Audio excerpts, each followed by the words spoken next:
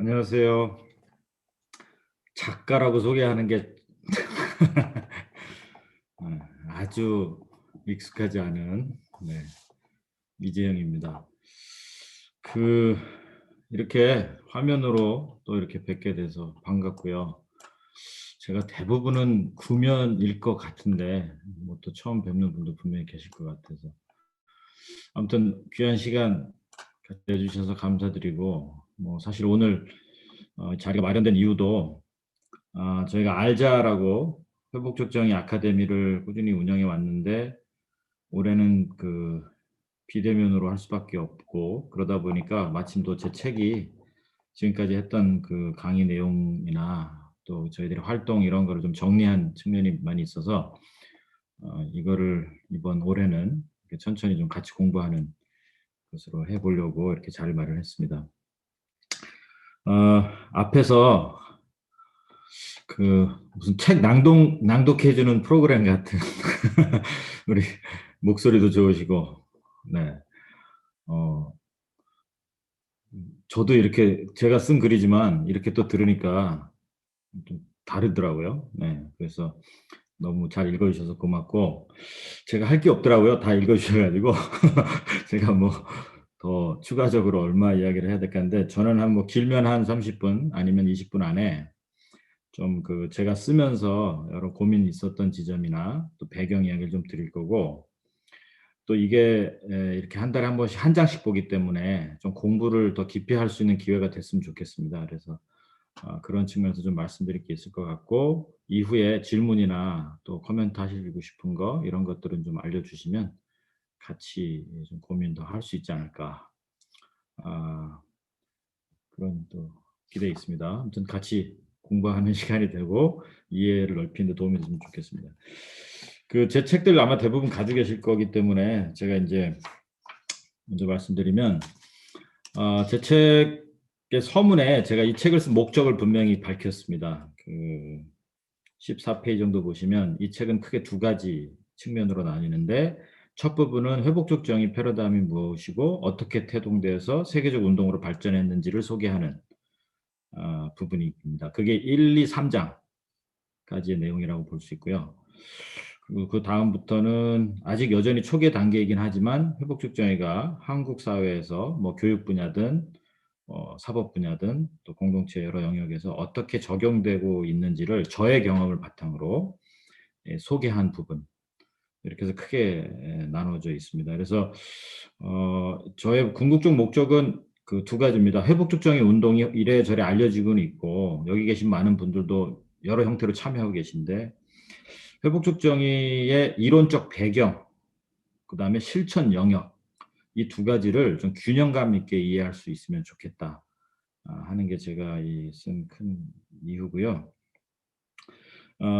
이 책이 개괄적인 내용을 담고 있다 보니까 한 특정 주제에 깊이 또 들여다보지 못하는 측면이 분명히 있습니다. 그래서 그런 부분은 앞으로 저희가 이 시리즈물로다가 계속 그 어떤 특정 영역을 더 깊이 좀 보여드리는 그런 그 시리즈물을 또 준비하고 있다는 것도 미리 좀 말씀을 드립니다.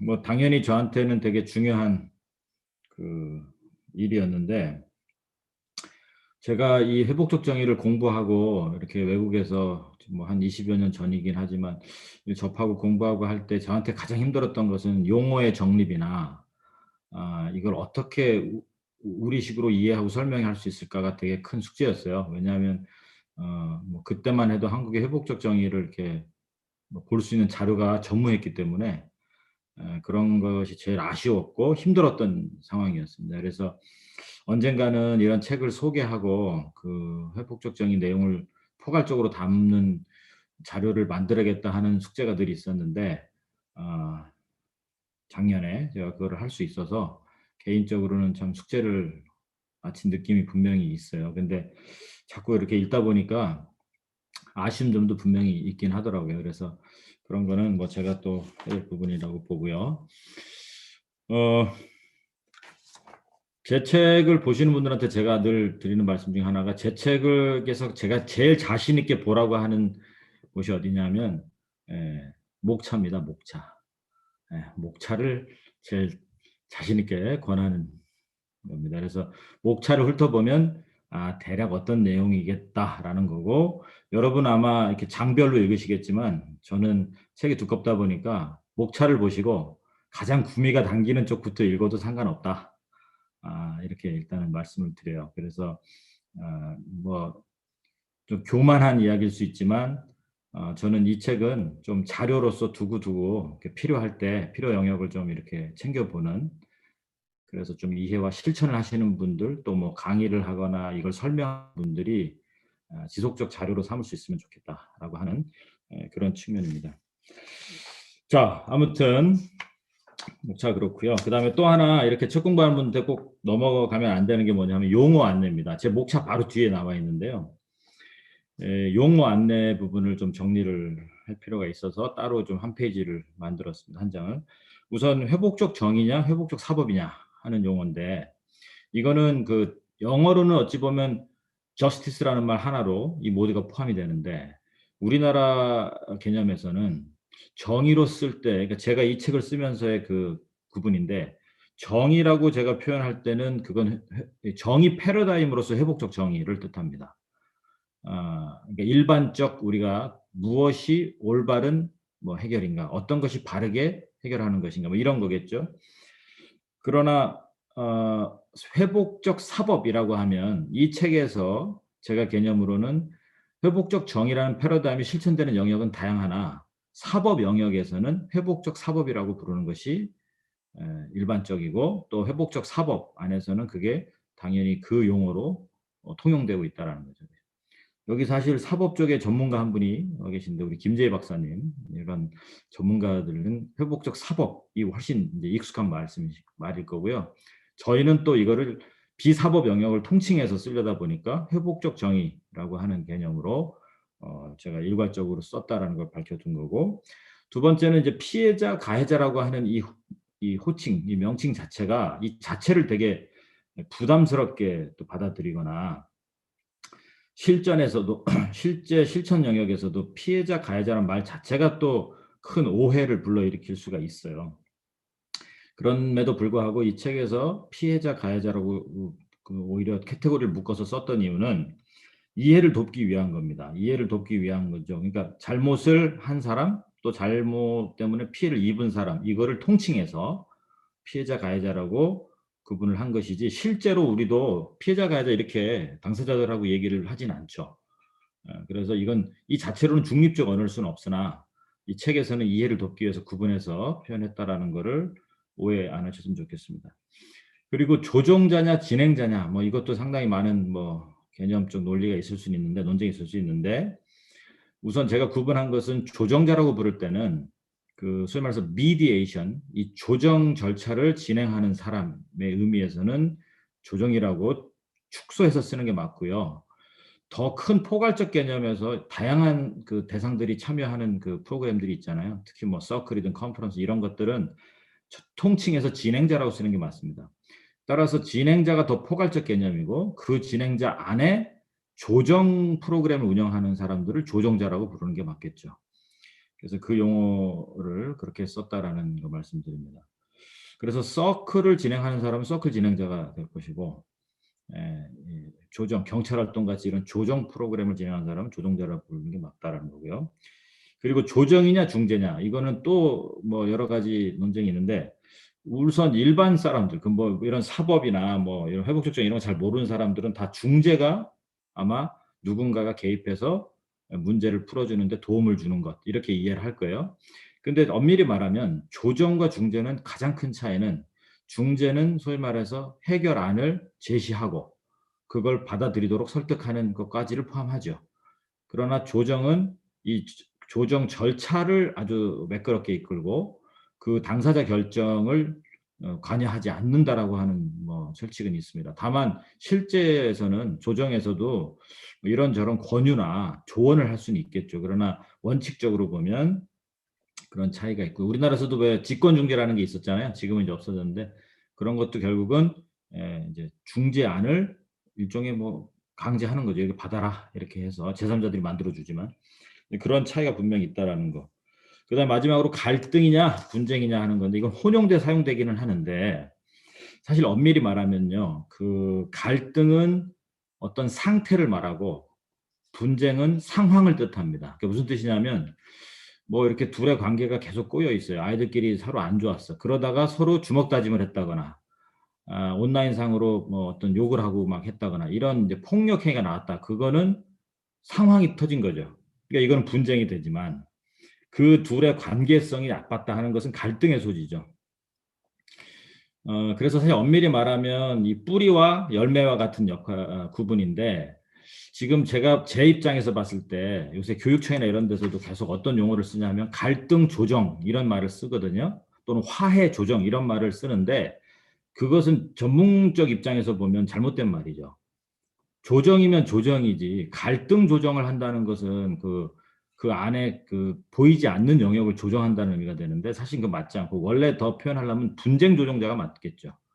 그 벌어진 일을 갖다 우리가 조정할 거예요. 그래서 제가 교육청이나 이런 데서 갈등 조정자 이렇게 부르는 거는 사실은 조금 그 어폐가 있어요.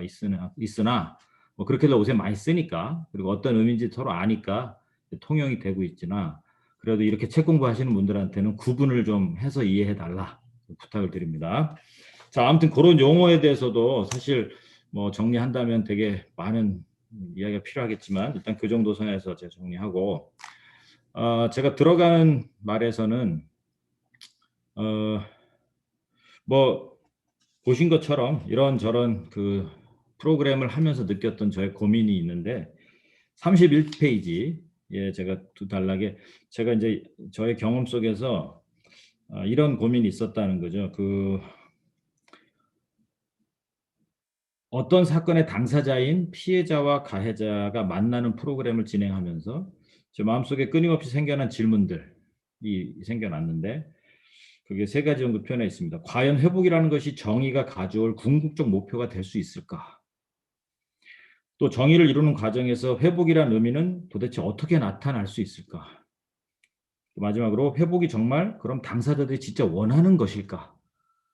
아, 그러니까 저도 그런 생각이 든 거예요. 그 소위 말해서 제3자들의 어떤 그 목표나 환상을 우리가 당사자에게 강요하고 있는 것인가라고 하는 의문이 들 때도 있고 정의라는 개념 안에 회복이라는 말이 들어가는 것이 과연 어떤 의미로 나타나고 어떤 모습이어야 될까는 제가 이런 실천 영역을 하면서도 계속 고민이었습니다.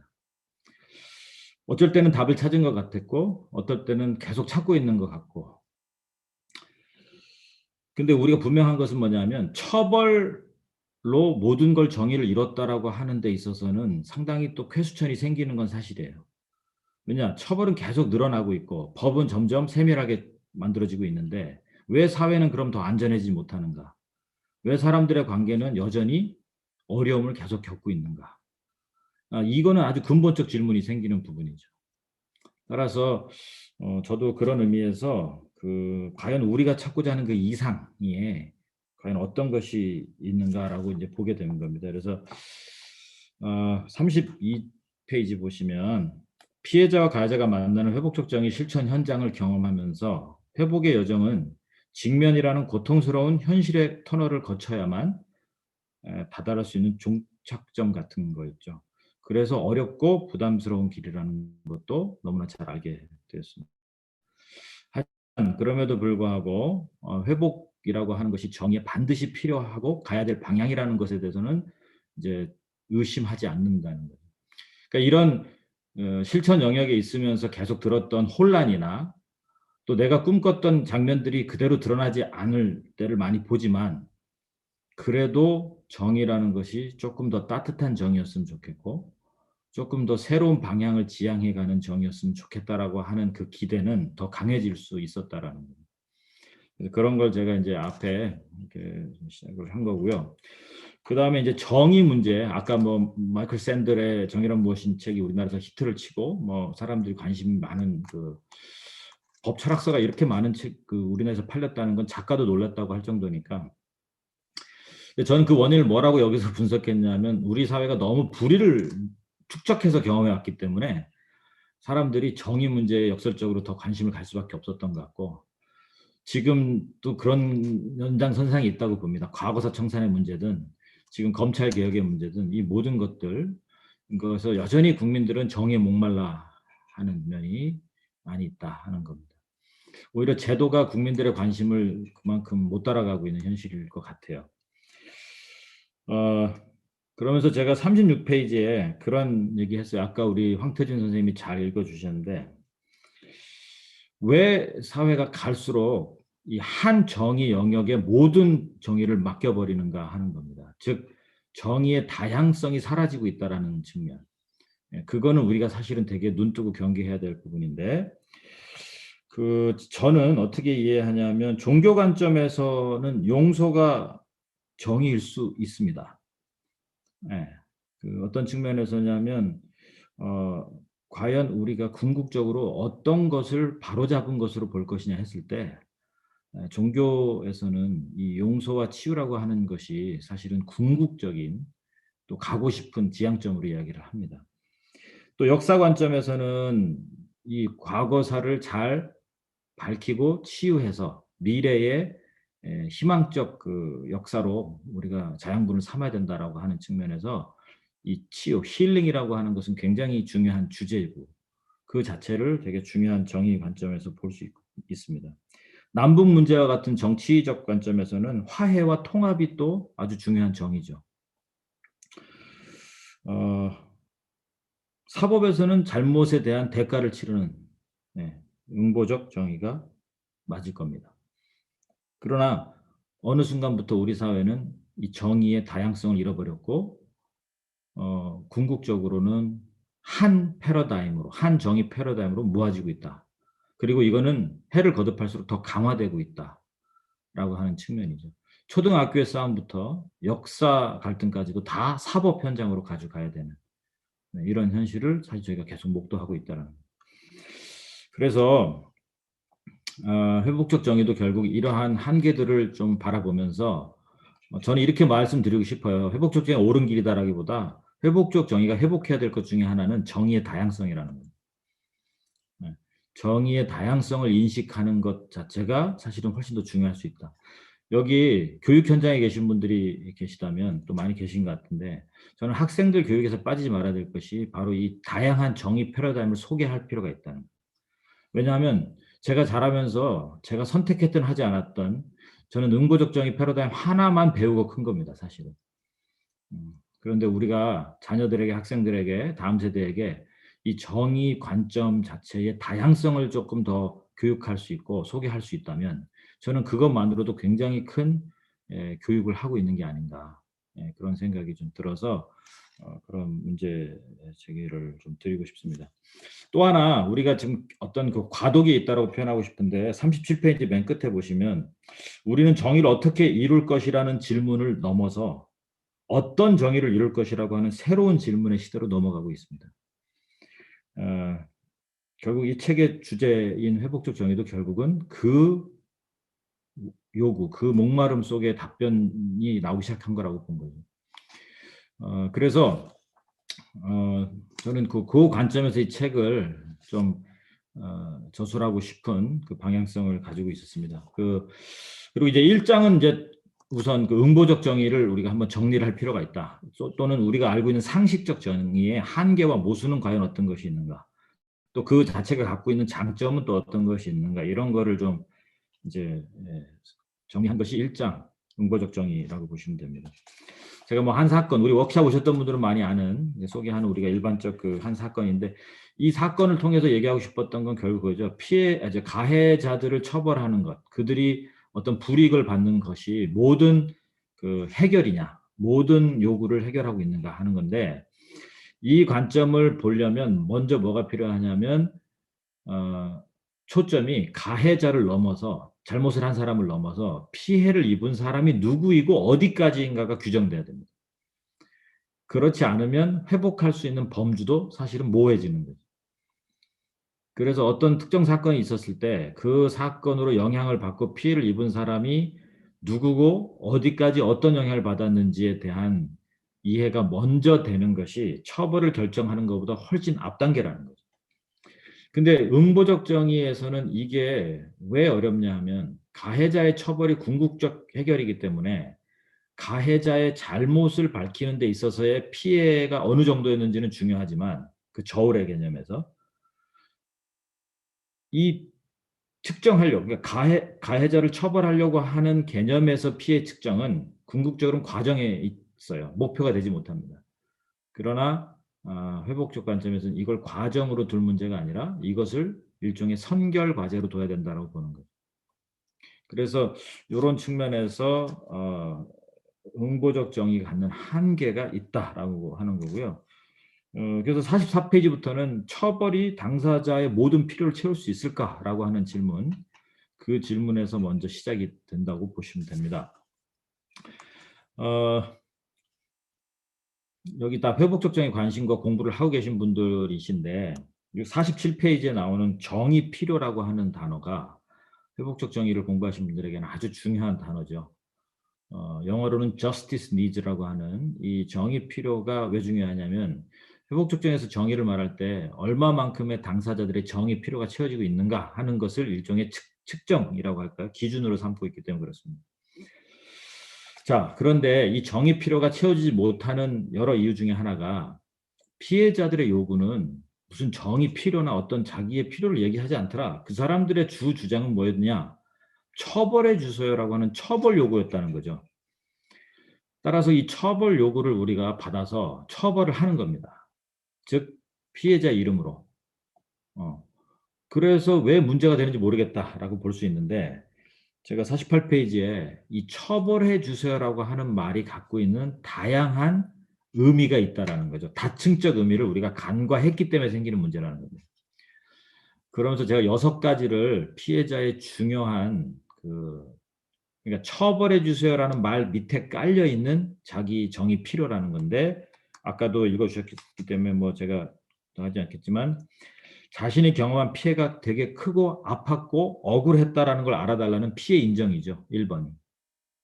그다음에 내 피해가 회복되도록 최대한 회복되도록 지원해주고 도와달라고 하는 이 배상이라는 의미는 원상 회복의 의미를 가진 겁니다. 뭐 완전히 원상 회복이 되는 건 불가능하겠지만 최대한 원상 회복의 의미가 있고 세 번째로는 다시는 나한테 이런 일이 생기지 않도록 보호하고 막아달라고 하는 재발 방지와 안전 보장의 요구도 들어가 있습니다. 또 네 번째, 잘못한 사람을 주변과 사회에서 개선해달라고 하는 교정의 의미도 포함되어 있죠. 그리고 공동체 압력으로 힘의 불균형을 바로잡아달라고 하는 균형의 의미가 또 있고요. 마지막으로 자신에게는 잘못이 없다라고 하는 본인은 그냥 당한 억울한 피해자를 알아달라고 하는 결백의 의미. 요즘 많이 우리 회자되고 있는 2차 가해다 이런 말들이 결국은 다 이제 이런 영역이죠. 이 표현이 어찌됐든 간에 저는 그 처벌해 주세요라는 말 속에는 굉장히 다양한 피해자의 정의 요구가 깔려 있는 것이다라는 걸 우리가 간과해서는 안 된다는 거예요. 근데 그럼에도 불구하고 왜 피해자들은 자기 필요를 이렇게 잘 얘기 못하느냐? 저희도 너무 잘 알듯이 피해자도 응보적 정의 패러다임에 익숙한 사람이라는 걸 부인할 수는 없습니다. 따라서 무엇을 기대하느냐? 상대가 받을 고통이나 응당한 처벌이 나의 필요를 다 채울 거라고 하는 환상을 갖고 있는 거죠. 그러나 처벌이 결정되고 났을 때 가장 큰 실망을 하는 사람은 대부분 누구예요? 피해자 당사자일 수밖에 없다라는 거죠. 저는 이게 좀 역설이라고 보는데 자기 필요를 왜 이야기하지 못할까라고 했을 때 저도 이런 프로그램이나 이런 거 진행하면서 본인에게 권한이 주어진다면 어떻게 해결하는 게 좋겠냐라고 하는 걸 물어봤을 때 당황하는 경우들이 많아요. 아마 아이들이 싸울 때 그렇게 물어죠. 뭐 어떻게 했으면 좋겠어? 그럼 되게 추상적 말을 던지거나 아니면 제가 많이 들은 말은 그런 겁니다. 그걸 왜 나한테 물어봅니까? 이렇게. 그럼 뭐예요? 저쪽이 알아서 해줘야 될 문제인 거잖아요.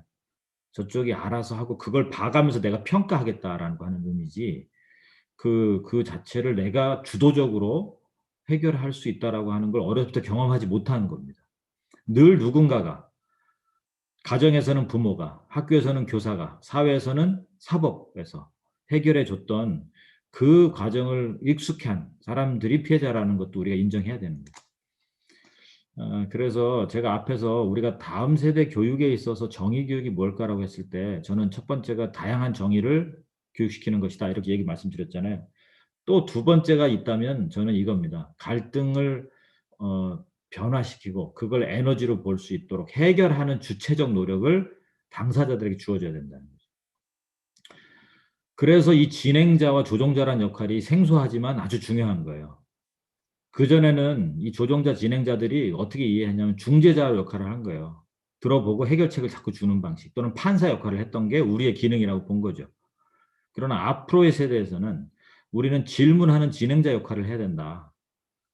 결국 문제 해결의 주체는 최대한 당사자 선에 갈 수 있도록 해야 된다라고 하는 거예요. 이게 어찌 보면 바뀌는 세대의 굉장히 중요한 메시지라고 볼 수 있어요.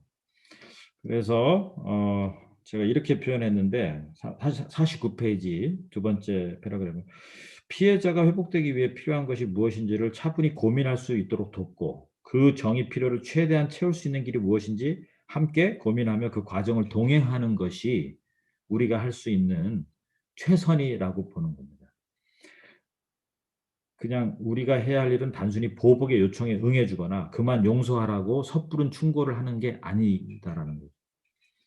그래서 그런 측면에서 우리 역할을 좀 규정할 필요가 있다. 여기서 말하는 우리라는 것은 큰 의미에서의 공동체를 뜻합니다. 그러면서 제가 이제 뭐 응보적 정의의 뭐 정의 여신의 모습이랄까요? 그런 것들이 갖고 있던 그 이미지, 그게 우리에게 줬던 환상 이런 것들에 대한 부분이고 결국은 그 이미지가 바뀌어야 될 때가 됐다. 그 DK 굉장히 중세 뭐 이전부터 그리스 신화에서 나오는 그런 것들 중심의 서구적인 또 아주 전통적인 이 정의 여신을 이제는 좀 새롭게 해석해야 될 때가 됐다라고 하는 게 생각입니다. 자, 54페이지부터는 그럼 무엇이 결국은 궁극적으로 문제이냐? 구체적으로 응보적 정의가 만들어낸 어려움들이 무엇이냐라고 봤을 때 왜곡 현상이 있죠. 세 가지 왜곡 현상을 제가 표현하고 있습니다. 첫 번째는 정의를 이뤄가는 과정에 피해자는 계속해서 전통적으로 부수적 존재로 전락해 버렸다라고 하는 거예요. 왜냐하면 처벌을 받을 가해자가 결국은 주인공이 되는 것이고 그 처벌 결정이 결국은 그 프로세스의 마지막이 되기 때문에 피해자의 회복은 기준이 되지 못합니다. 그래서 뭐 제가 임수희 판사님의 그 처벌 뒤에 남은 것들이라는 책에서 표현했듯이 피해자를 우리 사법 단계에서는 어떻게 부르냐면 경찰 단계에서는 고소인이 되고요.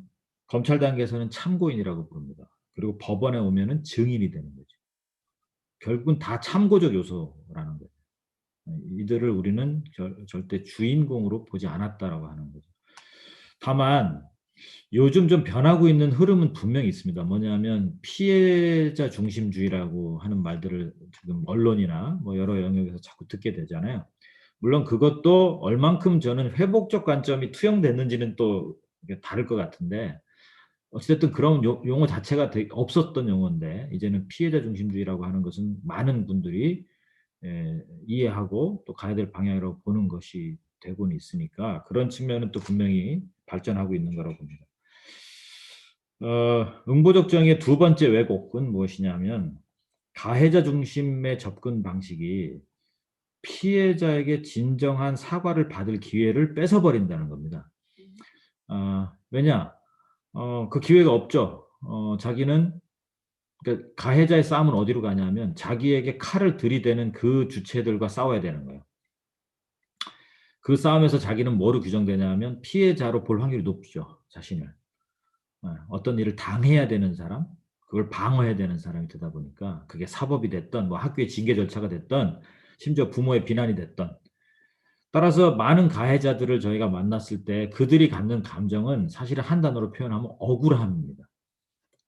뭐가 그래 잘못한 네가 잘못이지 이렇게 얘기하기는 쉽지만 그들의 솔직한 감정은 한마디로 표현하면 억울함이라고 얘기할 수 있어요. 이 말은 다르게 말하면 우리가 제가 특히 학생들을 대상으로 생각했을 때 또는 그 갈등 당사자들을 봤을 때 그 막혀 있는 혈관이 뚫리도록 도와주는 게 결국은 대화 절차가 될 겁니다. 그게 조정이 됐든 뭐 서클이 됐든 뭐가 됐든 간에 그 말은 그 억울함이라고 표현된 것이 병목 현상을 일으키고 있는 거죠. 혈관이 막혀버리는. 왜냐? 나는 자기의 입장이나 또 상대 이야기를 들을 기회 없이 누군가에 의해서 어떤 얼만큼의 칼을 받을 것인가 결정되다 보니까 그 이해 과정이 생략된 채, 즉 뭐예요? 서로 이야기하고 만날 수 없는 구조적 그 한계와 모순 속에서 결정된 결론을 그냥 수용해라라고 하는 것이 주는 억울함이죠.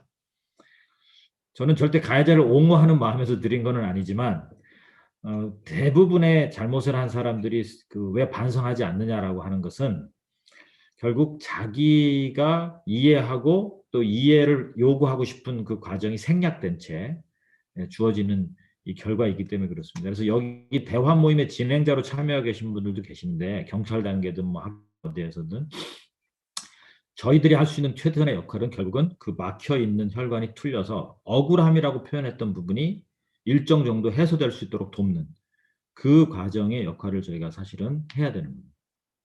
그래서 그 영역을 사실은 되게 중요시 봐야 되는 거예요. 안타까운 것은 학교나 사법, 뭐 사법은 그렇다 치더라도 학교 같은 교육기관에서도 이런 문제를 풀기 위한 대화 절차 자체가 터부시돼 왔다라는 문제죠. 가장 우선적으로 하는 게 다 뭐예요? 분리 대응, 접근 금지 이런 거부터 교육기관인 학교에서도 아주 상식적으로 통용되고 있다. 그래서 이 병목 현상이 해소될 기회가 점점 구조적으로 막혀버린다는 겁니다. 세 번째, 가해자가 자신을 피해자로 인식한다. 이거 제가 지금 앞에서 말씀드린 거 중복되는 건데 이걸 저는 자기 피해자 과정이라고 이제 표현을 했는데 가해자의 자기 피해자 과정이 계속 강화되는 방식이 나옵니다. 그래서 제가 이런 표현을 해요. 어떤 아이들은 강제 전학을 당할 수도 있어요. 그런데 당하더라도 또 벌을 받을 수가 있어요. 심한 벌을 받을 수 있는데 그러더라도 본인이 이해할 수 있는 그 과정을 넣고 이게 해결이 되는 게 좋다. 그러니까 결론이 어떻게 나더라도 그 절차와 과정이 사실은 좀 있어야 되지 않겠느냐. 이제 그 부분이 자기 스스로를 뭐 학교에서 퇴학 아니죠 뭐 소위 말해서 강제적으로 어떻게 이렇게 나간 아이들이 자신을 가해자라고 잘 이해하고 있을 확률은 많지 않죠. 그래서 이런 부분에서 우리가 결론을 바꿀 수는 없지만 과정의 중요성은 정확히 볼 수 있어야 된다. 자, 결국은 이 모든 것이 뭘 가져오냐? 피해자 소외 현상이라고 하는 아주 근본적 문제를 생산해냅니다. 58페이지 세 번째 문단을 보시면 죄형 법정주의, 이건 뭐 아주 사법의 원칙이죠. 법으로 규정돼 있어야 뭐예요? 범죄가 되는 거죠. 피해를 일으키는 모든 행위가 범죄가 되는 게 아니에요. 범죄란 법을 어기고 그 침해하는 법을 침해하는 행위로 인정될 때만 구성되고 처벌할 수 있는 근거죠. 소위 범법 행위라고 하는 것은 처벌받을 수 있는 행위를 의미하게 됩니다. 법의 침해와 처벌의 관계를 하나의 몸으로 묶는 이런 이해는 아이러니하게도 피해자의 피해를 외면하게 하는 원인이 되고 말았다라는 게 법의 침해가 곧 처벌의 근거가 되고 그것이 이루어질 수 있는 그러니까 죄형 법정주의가 법적으로는 되게 상식적이고 과학적인 접근인데 저는 이런 표현이죠. 범죄라는 것, 그러니까 피해라는 것은 저것이 범죄라고 땅땅땅 결정이 됐을 때가 아니라 피해가 발생하는 순간 피해인 거예요. 네. 근데 지금은 그 피해를 증명해야 되고 또 그 증명된 피해가 법에 얼마나 저촉됐느냐에 따라서 사실은 결론을 이루어지기 때문에 이게 저는 하나로 묶어버렸다는 거죠. 결국 이게 실질적으로는 피해자 피해 회복을 할 수 없는 모순을 만들어버린 거예요. 그래서 아까 읽어주신 것처럼 그 독일 사회학자 노르베르트 엘리아스가 문명은 개인적 보복을 통제하는 것이죠. 왜냐하면 개인 간의 보복 세상이었죠. 근데 그거를 이제 문명이 발전하면서 법을 만들고 이렇게 하면서 그 폭력을 이제 국가 독점한 겁니다. 그래서 더 뭐야 안전하고 개량하고 측정할 수 있는 것이 된 건데 그러나 이것이 끝일 것이냐라고 봤을 때 그 다음 단계에서는 이 범죄 후의 고통의 부과를 당연하다라고 여기는 것이 아니라 이 국가 폭력 자체를 축소하는 것으로 간다는 얘기는 뭐냐면 국민들의 시민들의 자발적 대화가 갈등을 풀어가는 데 있어서 중요한 수단이 돼야 된다라는 거예요. 네. 그쪽으로까지 사실은 가야 되는 것이 아니냐 이거고, 그런 의미에서 보면 지금 한국 사회의 개혁의 핵심 과제 중에 하나인 검찰 개혁 같은, 즉 사법 개혁이죠. 이런 사법 민주화라고 하는 국가 사법의 독점 구조를 개선하려고 하는 것은 그 자체도 중요하지만, 더 나아간다면 피해자 회복이라고 하는 중요한 에이젠다까지 포함시켜야 되는 거예요. 그래서 그런 측면에서는 우리가 아까 뭐 소리 없는 혁명이라고 얘기했지만 굉장히 큰 에이젠다를 갖고 있는 거죠. 그리고 이것은 국가 체계와도 굉장히 밀접한 관계가 있고 시민사회 성숙이라는 측면하고도 같이 물려 있는 겁니다. 그냥 단순히 제도가 바뀐다고 될 문제가 아니라 그것을 실질적으로 추동할 수 있는 국민 의식이 같이 올라가지 않으면 이런 변화는 사실은 큰 의미가 없어질 수가 있죠. 따라서 제가 사실 회복특정의 운동을 하면서 가장 중요시 여기기 시작한 것이 뭐냐면 다음 세대 교육이 정말 중요하다는 걸 많이 느끼는 거죠. 예. 저희는 이게 아니었어요. 뭐예요? 준법이 최고의 선으로 본 거예요. 저희가 자랄 때 받은 교육은. 그전에는 뭐 힘이 최고였는데 그 선은 넘어섰고 이제 문명이 발전하고 사회가 발전하면서 법을 지키는 게 최선이다라고 배웠단 말이에요. 그러나 여기서 멈춰서는 안 되는 거죠. 이 다음에 뭐예요? 법보다는 더 대화로 문제를 푸는 자발적이고 참여적인 문제 해결을 하는 인간, 그러니까 지금 교육청에서 말하는 민주시민으로 사실은 성숙하도록 나아가는 것까지가 중요합니다. 그래서 학생들에게 서클에 둘러앉아서 자기 감정을 표현하고 자기의 필요를 얘기하고 이 회복적 대화 모임 같은 데 와서 상처를 주고받은 사람들이 직접 문제 해결의 주체로 질문을 받고 답을 하고 약속을 만들고 지켜가고, 이 모든 과정이 사실은 민주 시민으로서 성숙하게 가는 문화를 만드는 과정이 있는 겁니다. 그래서 제가 계속해서 이 책의 후반부에도 말씀드리겠지만 저희가 하는 것은 운동이죠. 운동. 문화를 바꾸려고 하는 운동이지 조금 더 효율적 시스템이나 좀 더 효율적 프로그램을 제공하자고 하는 게 아니라는 측면을 이해해 주셨으면 좋겠다입니다. 또 뭐 고비용의 문제, 또 제가 계속 말씀을 뭐 드릴 수밖에 없는데 다 아시다시피 정의를 이루는데 비용이 드는 것은 진짜 아이러니한 일이죠. 갈수록. 네. 그리고 더 문제는 뭐냐? 61페이지 밑단계에 있는데 법적 공범 과정에서 쓰이는 비용은 단지 금전의 과비용, 이제 돈을 많이 쓴다라고 하는 문제만은 아닙니다. 더 큰 문제는 뭐냐면 정의를 이루기 위해 사용되는 비용이 생산하는 결과가 오히려 불이한, 부당한 결과를 더 양산한다라고 하는 문제입니다. 제가 그러면서 한 예를 들으면서 우리가 아이들한테 막 변호사까지 돼가지고 너는 이제 이렇게 얘기하지 말고 요렇게 얘기해라 코치를 해주고 어떻게든 처벌을 줄여보려고 노력을 하는 건 어찌 보면 당사자에게는 되게 필요하고 중요한 권한이고 또 할 수 있는 일이에요. 그런데 62페이지의 이제 두 번째 편에서 가해 소년의 보호자는 너는 앞으로 절대 뭐뭐라고 하지 마라. 그러니까 사실대로 얘기하면 안 된다. 이렇게 이야기해라라고 알려주는 법률 조언가의 조언이 자신의 자녀를 처벌로부터 구해낼 수 있을 거라고 믿었습니다. 하지만 그 학생은 재판의 결과 이길 수도 있고 질 수도 있고 뭐 더 유리할 수도 있지만 상관없이 뭘 배우게 되냐? 불의를 배우고 익히는 시간이 돼버리죠. 재판 과정에서 한 번, 그 재판 과정이라는 것 한 번 경험으로 이 학생은 이 세상은 어떻게 살아야 되는가 하는 아주 불이한 지혜를 배우는, 이러한 것을 고비용을 써가면서 배우고 있다라는 거예요. 그래서 이건 단순히 소송에 돈이 많이 들어가는 세상이 됐구나 이것만의 문제가 아니라 더 근본적으로는 우리가 비용을 지불하면서 불의를 열심히 가르치고 있다라고 하는 문제가 더 크다라는 거예요. 그리고 또 하나 문제는 교정의 어려움 현실, 그런 거죠. 뭐 여기 64페이지 두 번째 보시면 우리가 잘 모를 수도 있는데 우리나라는요 교정 시설당 평균 수용자 수가 굉장히 높은 나라입니다. OECD 국가 중에서 두 번째로 높습니다. 헝가리 다음으로. 그 말은 뭐냐면 100명 들어갈 자리에 120명씩 들어가 있다. 뭐 이런 걸 뜻하는 거죠. 그러니까 과밀 현상이 있다는 거예요. 근데 이런 과밀 현상은 우리는 전혀 관심이 없고 뭐에 관심이 있냐? 저런 사람들 좀 많이 좀 감옥에 좀 보내라 이거예요. 그리고 보낼 때도 많이 보내라. 오래 보내라. 여기에는 우리가 엄청난 목소리를 내는데 그 보낸 이유가 뭐냐 하면 교정하기 위해서 보내는 거거든요. 코렉션이에요. 대부분의 재소자는 사회로 돌아옵니다. 그죠? 대부분의.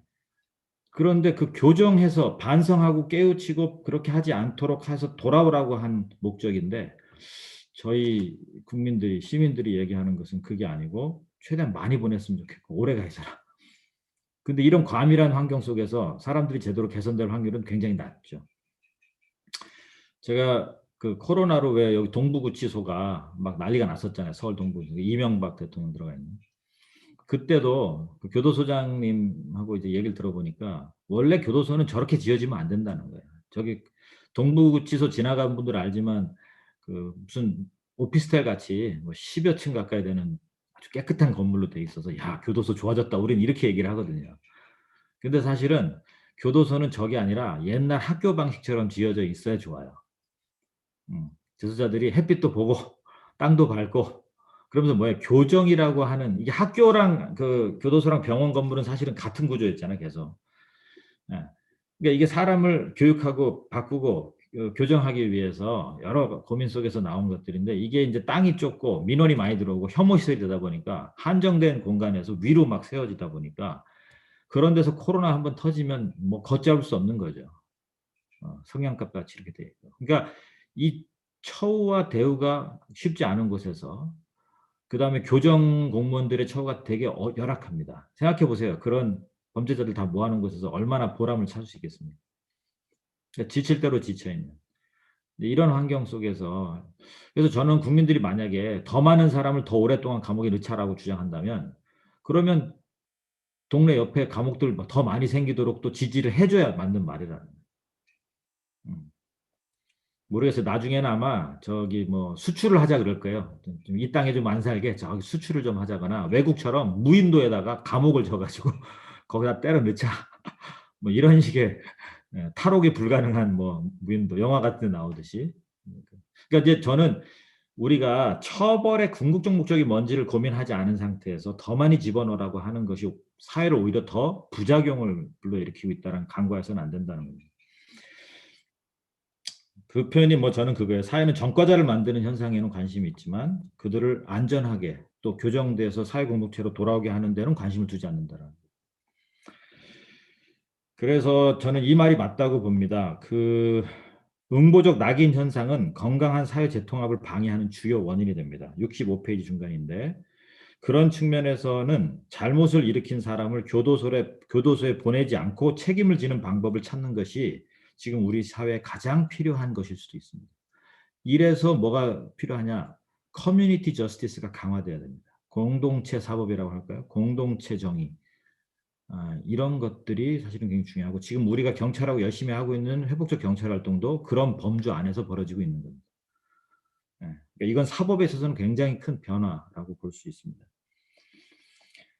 65페이지 밑에 보시면 그럼에도 불구하고 우리가 응보적 정의가 이 한계와 왜곡이 많다 그래서 그냥 무시하고 간과해서는 안 된다고 보는 겁니다.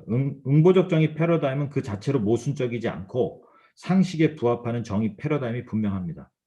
그리고 현대 사법제도가 발전시켜온 많은 중요한 사회적 자산들이 있습니다.